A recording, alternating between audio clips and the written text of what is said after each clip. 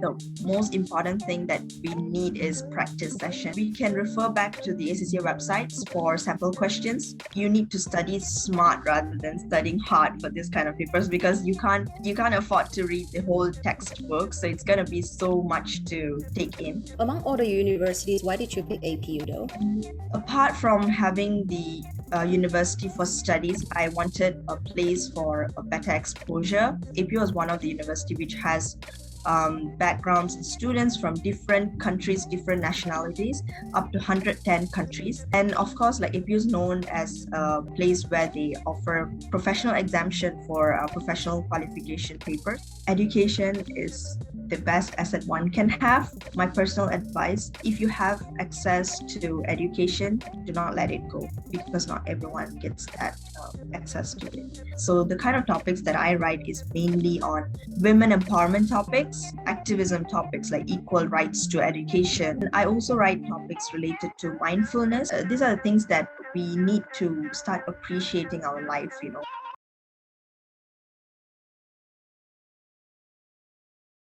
Hi everyone, welcome to another episode of Excel Education Talks. We aspire to inspire you through the series of conversations we are going to have with people from different industries and educational backgrounds. My name is Yuran. I am an educational consultant at Excel Education, which is a university placement agency. For more information about Excel Education, you can visit our website, Facebook, Instagram, LinkedIn page, or get in touch with us through email or WhatsApp.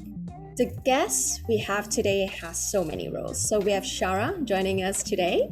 She is a Financial and Control Analyst in Shell. She graduated from Asia Pacific University APU in 2019 with a bachelor's degree in Accounting and Finance, specialising in Forex and Investment. She's going to sit for her last ACCA paper. She is very passionate about writing. So as a side, she runs her own blog and also works as a freelance writer for Her Culture, which is an award-winning platform for sharing women's culture worldwide. On top of this, she's also volunteering as a feature editor representing Malaysia, and also serve as one of the board members for Global Girlhood, which is an internationally women-led organization founded in the US. I still have more.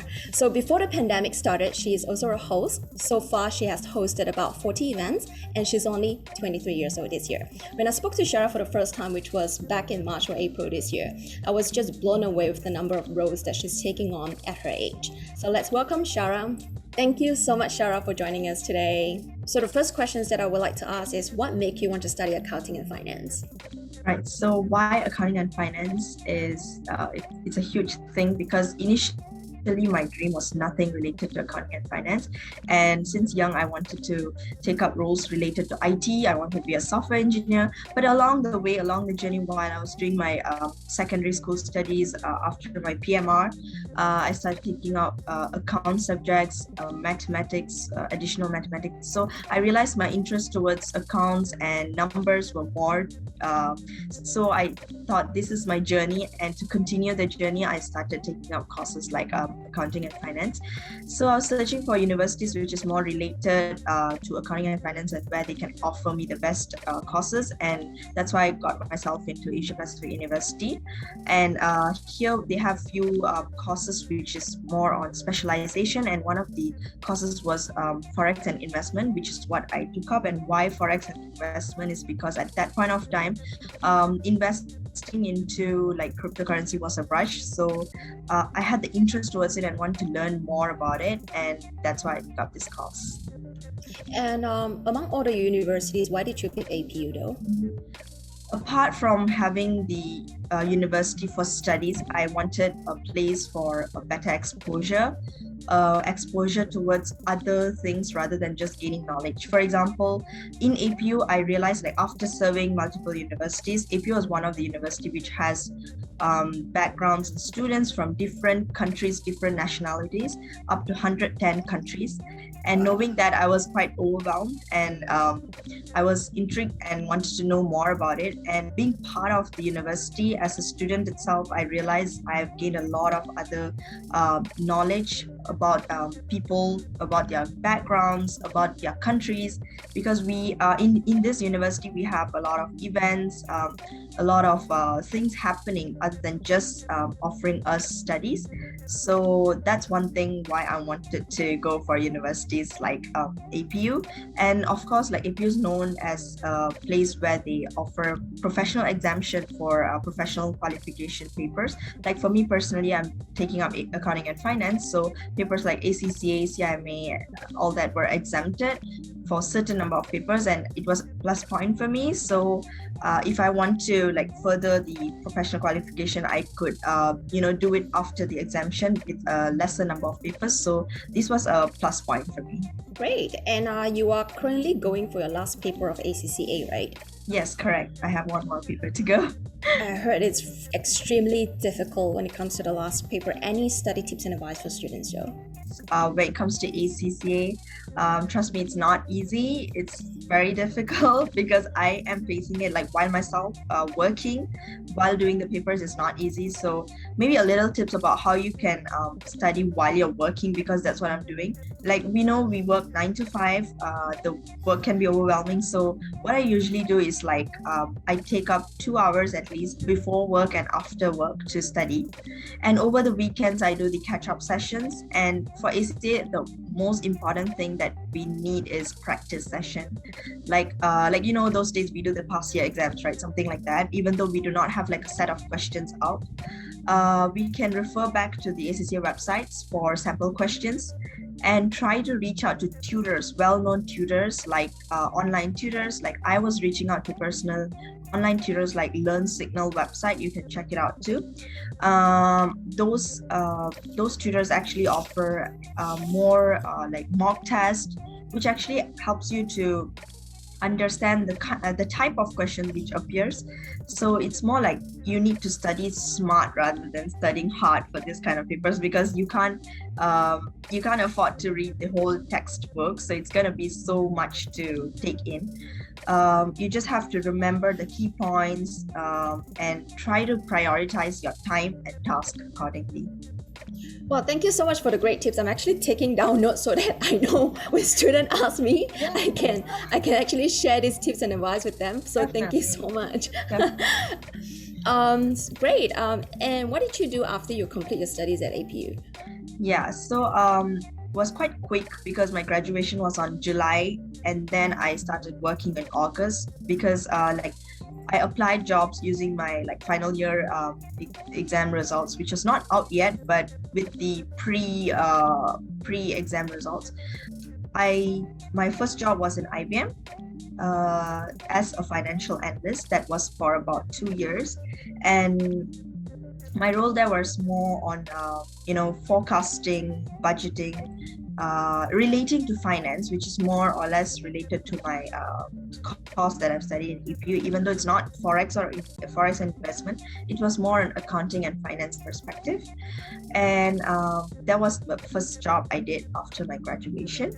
And after that, along the while, I was doing a part-time classes with Sunway University for my exam papers for ACCA, which is non-exempted, like the professional papers. I have four more papers to go, so I was doing that as a revision classes and study classes.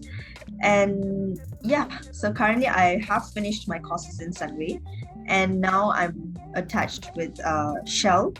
I've worked with IBM for 2 years, and after that took a break to finish up my papers, and then now I'm working with Shell.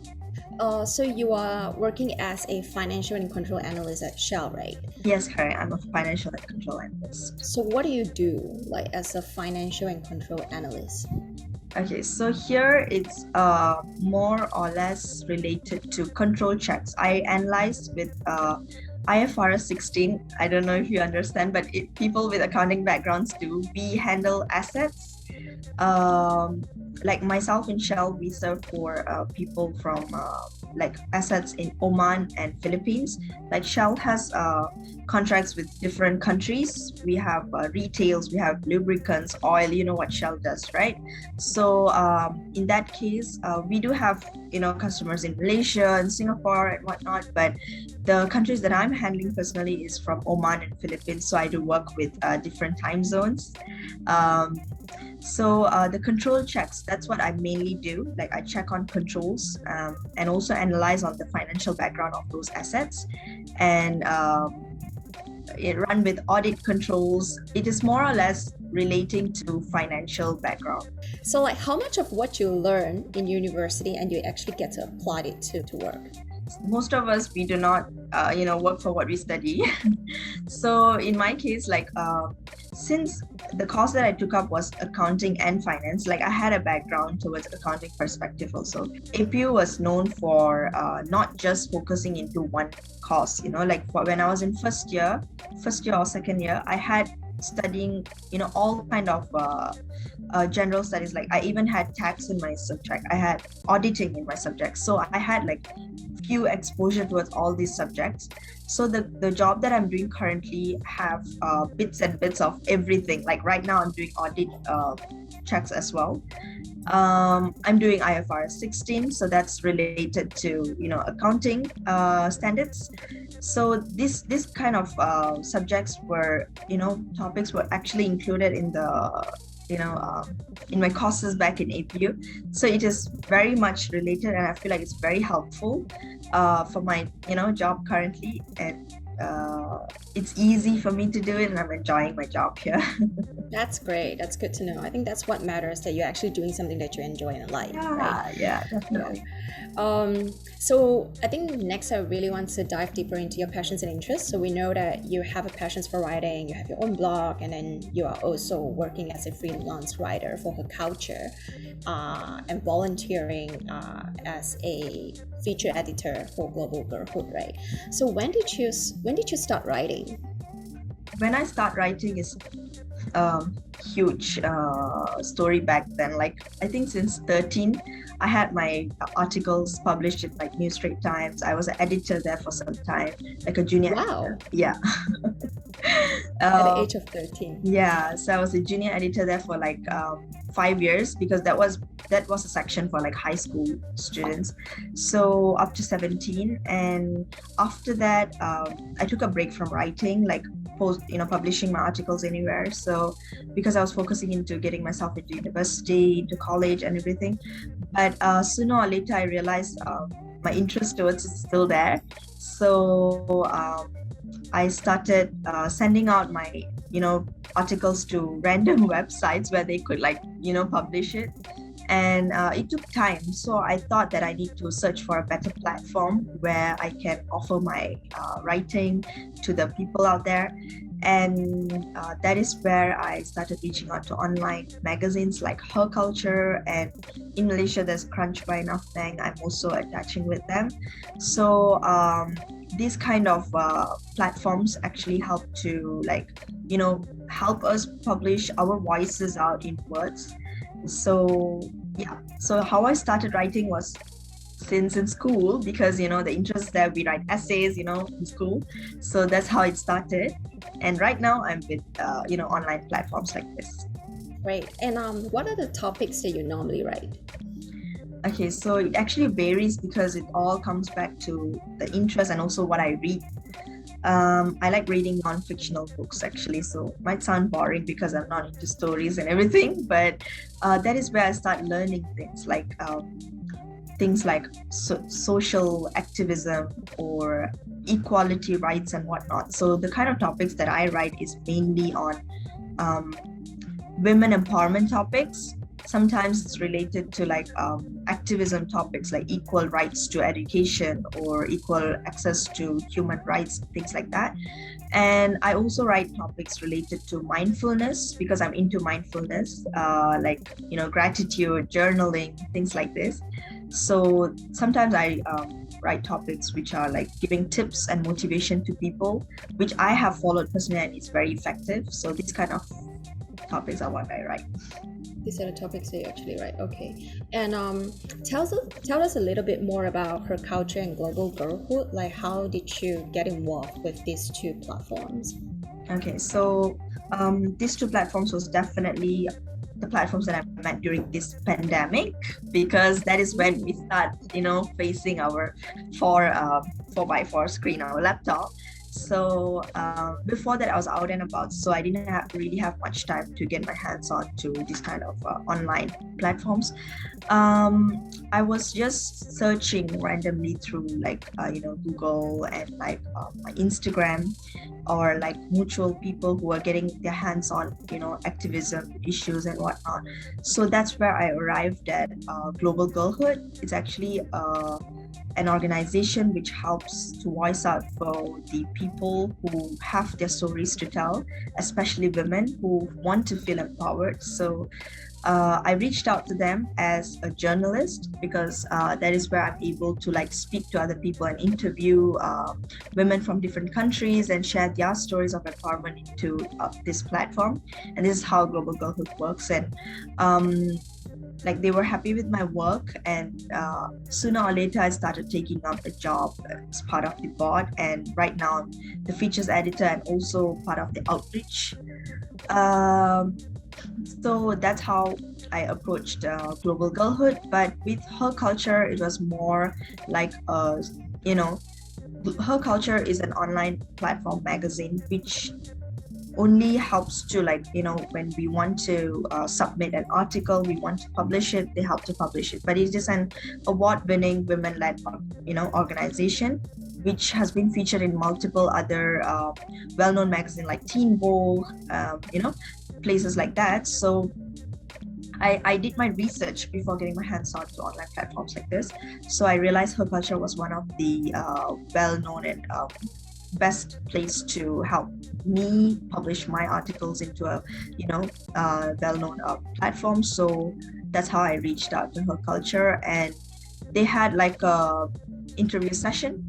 So it's not like you just have to go get your name in and that's it. No, they have filtering process. So with the background, with the knowledge that I have, they kind of had me part of the writer, blog writer. So right now I'm a blog writer with Her Culture. With so many roles that you're taking on right now, how did you manage your time with so many things going on at the same time? That's a huge thing to ask, because every one of us here right now, we are having limited time, even though we are currently based home and it's pandemic and everything. Time is very, very important, and I'm someone who actually give importance to it.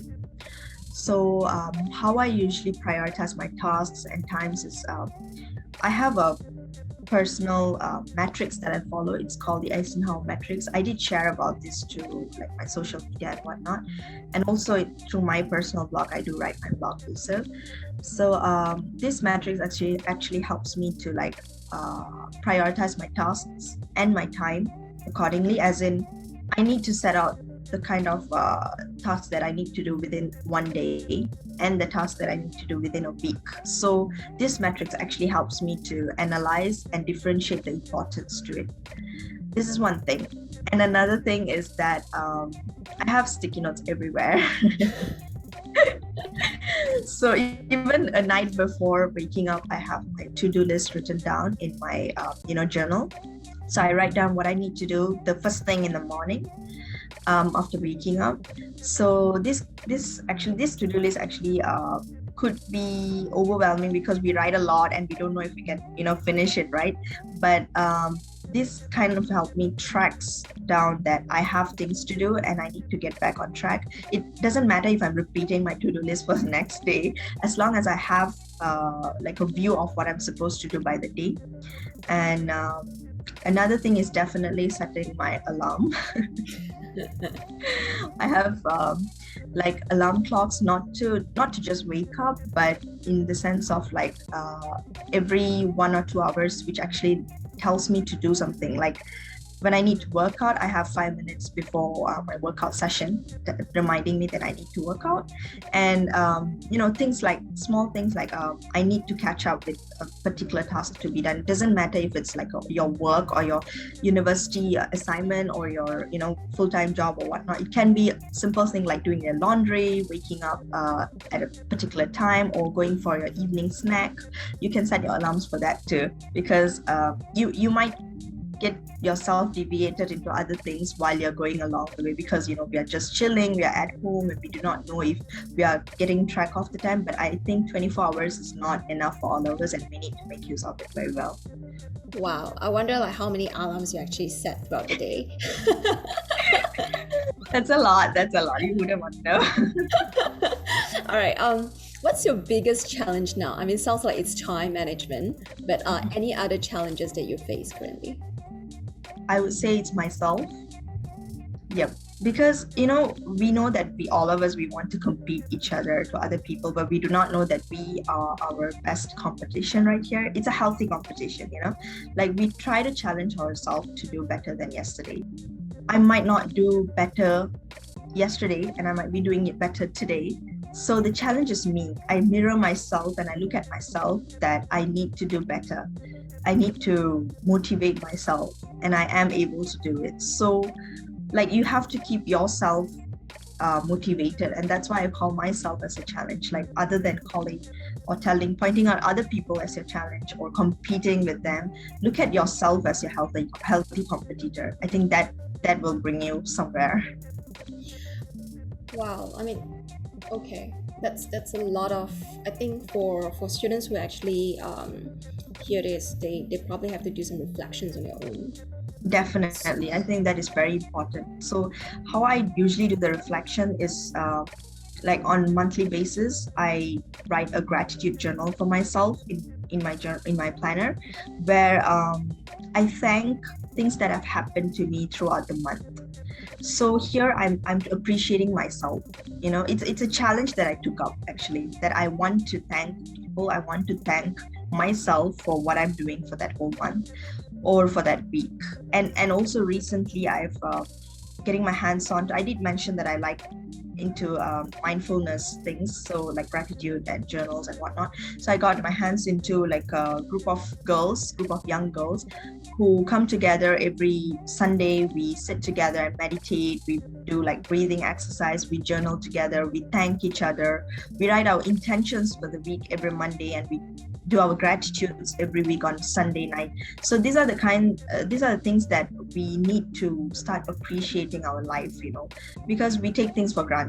I feel like that is a very important thing to do. It might sound very abstract, like gratitude, saying thanks to who, it could be something abstract. We can't see it, but this is very important. So like that, I would say this is a challenge for me that I need to do on a daily basis, on a monthly basis, that I need to thank myself and I need to thank people around me for having this, for appreciating the lives that we have currently.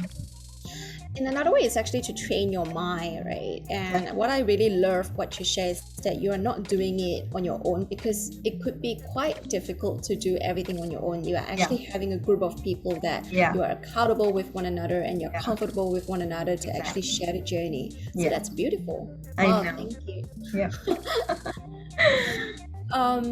So next I want to ask, like, do you have any tips or advice for students who don't know what they want to do?